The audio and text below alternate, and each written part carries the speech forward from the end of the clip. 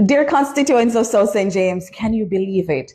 It's been a week since I've been sworn in as our Member of Parliament, officially given the authority to act on our behalf. But since then, I've been hard at work. I've been writing letters, making calls, and meeting with the agencies and the departments and ministries that are there to serve us.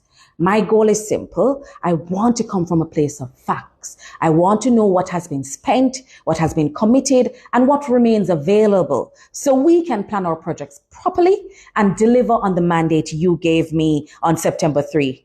But today, I must pause that work to address an urgent matter. Honestly, I'm surprised that I even have to address something like this. You see, the defeated former MP has been presenting himself as though he still holds authority, even in his own words and on his social media platforms. I have been courteous because I know it can be hard to accept defeat. But since I must explain it in plain language, he is not the MP for South St. James. He recently published a video attaching himself to a government project, even boasting that he intends to do the same with 6 more projects. Let me be clear. He has no mandate, no jurisdiction, and no office to direct contractors or communities on government-based projects.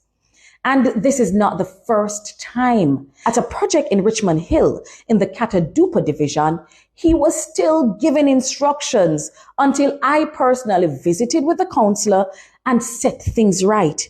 This pattern must stop. On the Constituency Development Fund, I have learned that the former MP has already overcommitted the $20 million allocation for this fiscal year. The majority has already been disbursed, leaving little for our urgent needs. We will, of course, be auditing these commitments to ensure value for money, but for now, let the line be clear. He is not the lawful representative, and he must disassociate himself from all projects in South St. James. Even the Prime Minister, in his remarks last week, sent mixed signals that embolden this kind of behavior. But the reality is simple. The people of South St. James made their choice. That choice was me. And history gives us perspective.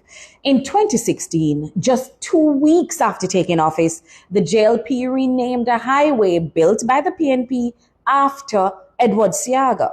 They wasted no time in taking ownership because winners take responsibility and losers accept the outcome. You may not always like it, but in a democracy, you respect it. That is what decent, reasonable people do. So let me say it plainly. The defeated former MP is free to live his life how he chooses, take a vacation, or move fully into retirement. But he is not free to act as your Member of Parliament. If he continues, we will respond accordingly. So to agencies, contractors, and partners, do not accept instructions from him. Engage my office directly. It is a new day in South St. James. Your MP is on the job, and I will not allow sabotage to confuse the public or stand in the way of the people's work. In fact, I've been doing some reading from the Harvard Business Review. I'm reading a book called Managing Creativity and Innovation, because that's how I intend to lead. I have a book I wish to commend to the former MP. This one is called Managing Change and Transition.